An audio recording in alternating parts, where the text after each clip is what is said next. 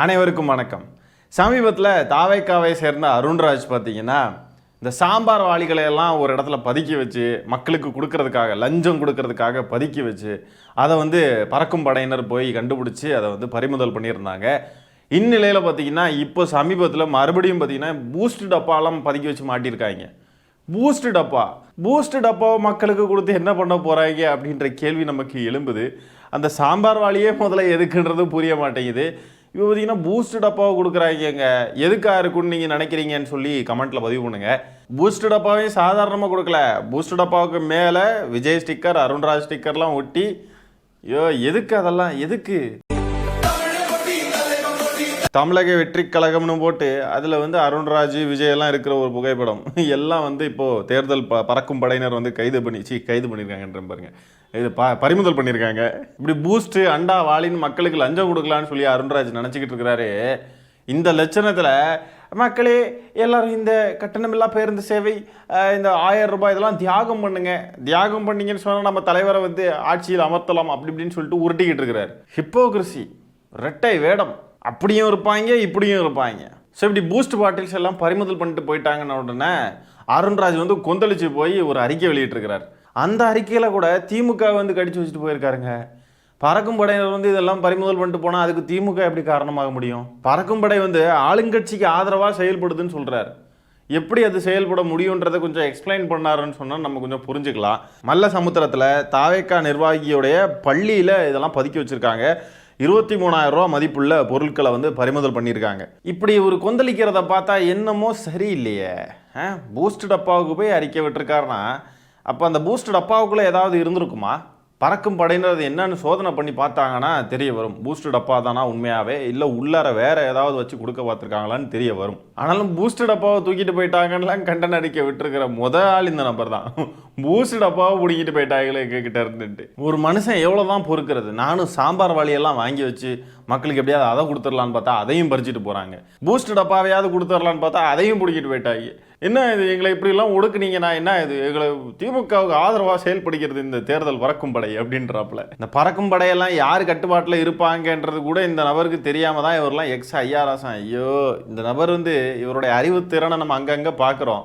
இவர் பேசுகிற பேச்செல்லாம் பார்க்குறப்ப இவர் உண்மையாகவே படித்து தான் ஐஆர்எஸ் ஆனாரா இல்லையா அப்படின்ற கேள்வி நமக்கு வருது. இவங்களுக்கு திமுக ஃபோபியா அப்படின்னு நம்ம சொல்லலாம். ஏன்னா எதுக்கு எடுத்தாலும் திமுகன்னு திமுகவே ஒரு கடிச்சு வச்சுட்டு வரல அப்படின்னு சொன்னால் நைட்டு தூக்கம் வராது. அதனால என்ன நடந்தாலும் திமுகன்னு ஒரு வார்த்தை சொல்லிடணும். வலிப்பு வர்றவனுக்கு சாவியை கொடுத்தா கொஞ்சம் அடங்குவான் பாருங்க, அந்த மாதிரி தான் பைத்தியம் முத்தி போயிடக்கூடாதுன்றதுக்காக திமுக தான் இது காரணம் அப்படின்னு சொல்லிட்டா கொஞ்சம் அந்த பைத்தியக்கார தன்மை கொஞ்சம் குறையும். இல்லைன்னா ரோட்டில் இறங்கி ஓட ஆரம்பிச்சிருங்க பைத்தியங்கள். அதனால தான் திமுகன்னு எதுக்கு எடுத்தாலும் சொல்லியே பழகிருச்சு இந்த பைத்தியங்கள்லாம். அடுத்ததான் நடிகர் ரஜினிகாந்த் அவர்கள் ஆதவர்ஜனாவை எச்சரிக்கும் விதமாக ஒரு அறிக்கை வெளியிட்டிருந்தாங்க. அதை பார்த்துட்டு பொறுக்க முடியாத 2 அணில் குஞ்சுகள் பார்த்தீங்கன்னா அவரை ரொம்ப தரக்குறைவாக மீடியா முன்னாடி பேசினாங்க. பேசிட்டு அவனுங்க மண்டிகிட்டு இருக்கானுங்க. அதுதான் ஹைலைட்டு.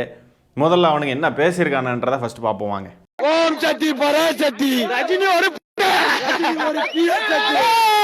சாட்டை எடுத்து சாட்டை தீர்த்து நான் சட்டை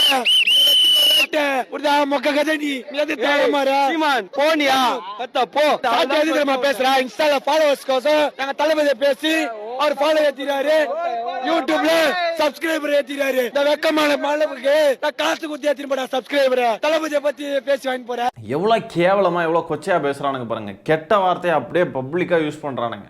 வழக்கம் போல எங்கேயோ செமத்தியா வாங்கி கட்டியிருக்கானுங்க. வாங்கி கட்டிக்கிட்டு மண்டிட்டுட்டானுங்க. இப்படிலாம் நல்லா பேசுறது, அதுக்கப்புறம் மண்டிடுறது. தலைமை முதல் தொண்டன் வரைக்கும் எல்லாரும் ஒரே மாதிரி தான். மண்டிட்டே பழக்கப்பட்டவங்களுக்கு வேற என்ன தெரியும்? ஷேர் பண்ணாதீங்க பர்மிஷன் இல்லாம. உங்களால எங்க பேரு அசிங்கமாகுது சரிங்களா? ஓ, வீடியோவை ஷேர் பண்ணுறதுனால இவங்க பேர் அசிங்கமாகுதான். இவங்க பேசுனதெல்லாம் அசிங்கமாகவே இல்லை, அதெல்லாம் தப்பாக இல்லை. இவங்க நம்ம எல்லாரும் ஷேர் பண்ணுறது தான் பிரச்சனை. அதனால யாருமே இதெல்லாம் ஷேர் பண்ணிடாதீங்க மக்களே. எதுக்கு இந்த மாதிரி யூடியூப் சேனலுக்காரங்க இந்த இன்ஸ்டாகிராம்ல எங்களை வச்சு ஃபாலோ எடுத்துன்னு போட்டு முன்னாடி கலையுதுன்னு தெரியல. இன்னும் திருந்தலை இல்லையா? யூடியூப் சேனலில் எங்களை வச்சு ஃபாலோவர் சேர்த்துறாங்க, இன்ஸ்டாகிராமில் எங்களை வச்சு ஃபாலோவர் சேர்த்துறாங்க. ஏன்னா வெண்ணைகளா நீங்கள் பேசுகிறத மக்கள்லாம் பார்க்கணும். நீங்கள் எவ்வளோ தரக்குறைவான நபர்களாக இருக்கீங்க, உங்கள் கட்சி எப்படிப்பட்ட ஒரு தரக்குறைவான கட்சியாக இருக்குன்னு மக்கள்லாம் பார்க்கட்டும். இப்படி மக்கள்கிட்ட எடுத்து காட்டக்கூடிய நபர்களை மக்கள் பின்தொடர தான் செய்வாங்க. அதுக்கேண்டா இப்படி வயிறு எரிஞ்சு சாவுறீங்க? இதனால ரஜினி ரசிகர்கள் எங்களை வந்து எங்க மேல ஒரு வெறுப்பை தான் நீங்க வந்து ஏற்படுத்திங்க தவிர எங்களை இது பண்ணல, எங்க ஃபேவர் பண்ணல. இதனால ரஜினி ரசிகர் வந்து எங்க மேல ஒரு வெறுப்பை தான் நீங்க காட்டுறாங்க தவிர உங்களால வேற எதுவுமே இதுவாக மாட்டேங்குது. நாங்க இந்த வீடியோ மூலியமா ரஜினி சார் கிட்டையும் ரஜினி ரசிகர்கிட்டையும் நாங்க மன்னிப்பு கேட்டுக்கிறோம். தயவு செஞ்சு எங்க வீடியோ யாரும் ஷேர் பண்ணாங்க. விக்கி ப்ரோ சொன்ன மாதிரி தயவு செய்து நாங்க ரஜினி சார் கிட்டயும் ரஜினி சார் ரசிகர்கள்கிட்டயும் மன்னிப்பு கேட்டுக்கிறோம். ஏன்னா நான் சொன்னது தப்பு தான். அதுக்காக நான் ரொம்ப வருந்துறேன். ஏன்னா ஸோ ரஜினி சார் கிட்டயும் ரஜினி சார் ரசிகர்கள்கிட்டயும் நான் மன்னிப்பு கேட்டுக்கிறேன். எங்க வீடியோ தயவு செஞ்சு யாரும் ஷேர் பண்ணாதீங்க, சரிங்களா? ரஜினி சார இப்போட சொல்றோம், தப்பா பேசல. அவர் எங்களோட தலைவர் தான், எங்க தலைவர் தான், அவர் தலைவர் தான், சரிங்களா?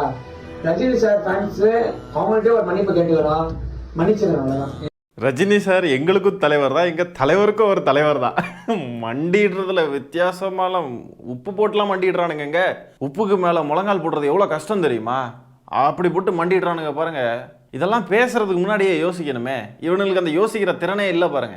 ஆதவர்ஜுனா புரட்சி வெடிக்கும் அது இதுன்னு பதிவை போட்டுக்கிட்டு கோர்ட்டில் போய் நான் ஒரு மெண்டல்னு எழுதி கொடுத்துட்டான். எல்லாம் வாய்க்கு வந்ததை பேசுறது, என்ன தோணுதோ அதெல்லாம் செய்கிறது, அதுக்கு பிறகு மண்டிட்டுறது. அப்படியே என்னடா ஒரு பொழப்பு உங்களுக்கு. அடுத்ததாக பார்த்தீங்கன்னா, பெண்களுக்கு பாதுகாப்பு இல்லைன்னு சொல்லி தாவேகா தலைவர் விஜய் பேசிக்கிட்டே இருக்கிறார். சமீபத்தில் தாவேகாவை சேர்ந்த ஒரு நபர் பெண் தபால் ஊழியரிடம் சில்மிஷத்தில் ஈடுபட்ட புகாரில் திருப்பத்தூர் மாவட்ட தாவேகா வழக்கறிஞர் அணி அமைப்பாளர் சத்தியமூர்த்தி மீது பெண் வன்கொடுமை சட்டத்தின் கீழ் குருசிலாம்பட்டு காவல் நிலையத்தில் வழக்கு பதிவு பண்ணியிருக்காங்க. ஏற்கனவே இந்த சத்தியமூர்த்தி மீது பணம் கேட்டு மிரட்டிய வழக்கு இருப்பதாக தகவல் வந்திருக்கு. இப்போ தெரியுதா, தாவேகாவினர் தான் தமிழ்நாட்டுக்கு பிரச்சனையே. தமிழ்நாட்டில் பெண்களுக்கு பாதுகாப்பு இல்லை, சட்ட ஒழுங்கு சீர்கேடு நடக்குதுன்னு சொன்னால் அதுக்கு தாவேகாவினர் தான் காரணம். முதல்ல விஜய் அவர்கள் தாவேகா காரணங்களையும், விஜய் அவர்களே அப்படி தானே, ஏதோ சொல்கிறது என்ன, நம்ம எப்படி இது பண்ணுறது? அவர் ஒரு நல்ல ஒரு தலைவனா? வீட்டில் இருக்கக்கூடிய மனைவி குழந்தைங்களெல்லாம் அடித்து விரட்டி விட்டு முதல்ல விஜய் அவர்கள் இதை கண்ட்ரோல் பண்ணணும் அப்படின்னு சொல்கிறதே அபத்தமாக தான் இருக்குது. தமிழ்நாட்டுக்கு பிடிச்ச சாபக்கேடுகள். தாவேகா தலைவர் விஜய் அஞ்சலை அம்மாள் நீதிமன்றம்லாம் அமைக்க போகிறாராம். அஞ்சலை அம்மாள் நீதிமன்றம் அமைச்சு அங்கே இந்த நபருக்கு தண்டனை வாங்கி கொடுப்பார். அஞ்சலை அம்மாள் நீதிமன்றம். என்றும் தாவேகா தலைவர் விஜயோடைய வழியில தான் இந்த ரசிக குஞ்சுகளும் பயணிப்பானுங்க. ஊர் மேயறவன் தலைவனாக இருந்தால் தொண்டனும் ஊர் மேயறவனாக தானே இருப்பான். தலைவன் நடிகை கூடனா தொண்டன் அப்பாவி பெண்கள் கிட்ட. ரெண்டுக்கும் என்ன வித்தியாசம் இருக்குது தலைவனுக்கும் தொண்டனுக்கும்? இவனுங்க தான் மாற்றத்திற்கான கட்சி. தமிழ்நாட்டில் மாற்றம் தர போகிறோம், பிடுங்க போகிறோம்னு வந்திருக்கானுங்க. இதையும் விட்டால் சொல்லிடுவானுங்க இந்த அணில் குஞ்சுகள்லாம். இதெல்லாம் அவங்கவுங்க பர்சனல் விஷயம், இதெல்லாம் ஒரு தவறும் கிடையாது. அவங்க பர்சனல் நம்ம அரசியல் ரீதியாக பார்க்கணும். அவர் அரசியலில் என்ன பண்ணுறாரு அதை தான் பார்க்கணும். பர்சனலுக்குள்ளெல்லாம் நான் தலையிடக்கூடாது அப்படின்னு சொன்னாலும் சொல்லுவானுங்க. அடுத்ததாக இந்த தாவேகா அணில் குஞ்சுகள் இந்த ட்விட்டர் ஸ்பேஸில் எல்லாம் பேசக்கூடிய சில காமெடியான விஷயங்கள் எல்லாம் பார்ப்போம் வாங்க. இல்ல ப்ரோ, இப்போ எனக்கு என்னன்னா, இப்போ தளபதி என்னைக்கு ஸ்டார்ட் பண்றாரு கேம்பெயின்? தளபதி அது டேட் இப்ப சொல்ல முடியாது. ஆனா அது 1 வீக்ல ஆரம்பிப்பாருன்னு நீங்க வச்சுக்கோங்க, ஓகேவா? அணில் குஞ்சுகளுக்கே சிரிப்பு வருது. அத்தனை பேரும் சிரிக்கிற எமோஜியை போட்டு விட்டுக்கிட்டு இருக்கானுங்க. 1 வீக் or 10 days. ஏய், நீ ஏன்டா 1 வீக் ஆர் 10 டேஸ்ங்கற? அப்புறம் அதை புடிச்சிட்டு கேட்க போறாங்கடா. இல்ல இவங்க அவனுங்களே அவங்க அண்ணனை கலாய்ச்சிக்கிட்டு இருக்கானுங்க. 1 வீக் ஆர் 10 டேஸ்னு ஒருத்தர் சொல்றான். அடே ஏன்டா 1 வீக் ஆர் 10 டேஸ்னு சொல்றான், அதுக்குள்ளேயே வரலன்னு சொன்னா அதையும் பிடிச்சி கேட்பாங்கடா நம்மளை. அவனுங்களுக்கே அவனுங்க தலைவருடைய லட்சணம் நல்லா தெரிஞ்சிருக்கு, வரமாட்டாருன்னு. இந்த ஆதவர்ஜுனா சமீபத்துலலாம் சொல்லிட்டு தெரிஞ்சால, எஸ்ஓபி போட்டு எங்களெல்லாம் முடக்கி வச்சிருக்காங்க, தேர்தல் தேதி அறிவிப்பு மட்டும் வரட்டும், எங்கள் தலைவர் வீதி வீதியாக ரோடா இறங்கி வராரா நிலையாண்டு மட்டும் பாருங்க, அதுக்கப்புறம் தெரியும் அப்படி இப்படின்லாம் பேசிக்கிட்டு இருந்தாப்புல ஆதவர்ஜுனா. 5-6 நாள் ஆச்சு தேர்தல் தேதி அறிவிச்சு, இன்னும் ஆளை காணும். அணில் குஞ்சுகளுக்கும் முட்டு கொடுத்து அவனுங்களாலையும் முடியல. 1 வாரம் 10 நாள்னு கூட சொல்ல முடியல. ஏன்னா அதுக்கு பிறகும் வருவாரான்னு தெரியாது. இன்னும் ஒரு 20 நாள் 30 நாள் தேர்தலே வந்துடும். அப்போ கூட வெளியே வருவாரா என்னன்னு தெரியல. அதனால நம்ம எதையும் சொல்லக்கூடாதா அணில் குஞ்சுகளான அவனுக்குள்ளேயே பேசிக்கிட்டு இருக்கானுங்க பாவம். அடுத்ததாக தாவேகா தலைவர் விஜயோடைய இந்த ட்விட்டர் ஹேண்டில், இன்ஸ்டாகிராம் இதில் எல்லாம் பார்த்தீங்கன்னா டிவிகே விஜய் HQ அப்படின்னு இருக்கும். அதுமாரி இந்த தாவேகாவுடைய ஐடி விங்கு பேஜ், தாவேகாவுடைய கட்சி பேஜுக்கெலாம் பார்த்தீங்கன்னா TVK ID wing HQ, TVK party HQ அப்படின்லாம் இருக்கும். அந்த HQக்கு தாவேகாவுடைய ரசிக குஞ்சுகள் சொல்லக்கூடிய அந்த விளக்கத்தை பாருங்க. அந்த HQனா என்னன்னு சொல்றானுங்க.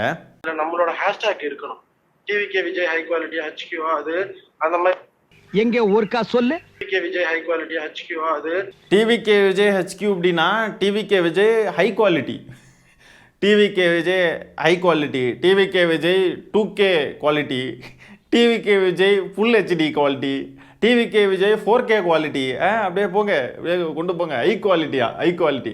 எப்போ பார்த்தாலும் இந்த சினிமாவில் இந்த போஸ்டர்லாம் வரப்போ படத்துடைய ஃபர்ஸ்ட் லுக் போஸ்டர் HQ அப்படின்னு அதை பார்த்து அவனுங்களுக்கு அந்த சினிமா மைண்டே தான் இருக்குது பாருங்க. HQனா ஹை குவாலிட்டி. அப்போ விஜய் அண்ணனுடைய அரசியல் சம்மந்தப்பட்ட ஹை குவாலிட்டி ஃபோட்டோஸ்லாம் இந்த ஐடி கல்லெல்லாம் வரும் போல இருக்குது. அதனால தான் HQன்னு வச்சுருக்காங்கன்னு சொல்லிட்டு நினச்சிக்கிட்டு இருக்கானுங்க தற்குறிகள். HQனா ஹெட் குவார்ட்டர்ஸ்னு கூட தெரில. அப்போ டிவிகேக்கு ஃபுல் ஃபார்ம் வந்து 2 நடிகைகள் பேர் போட்டு நடுவில் விஜய் பேர் இருக்கு. அதை சொல்லிடுவானுங்களா அப்போ? ஆகவே இந்த காணொலியில் நம்ம பேசியிருக்கிற விஷயங்களை பற்றி உங்களுடைய கருத்துக்களை கமெண்ட்ஸில் பதிவு பண்ணுங்கள். இந்த காணொலியை நான் இத்துடன் நிறைவு செய்து கொள்கிறேன். நன்றி, வணக்கம்.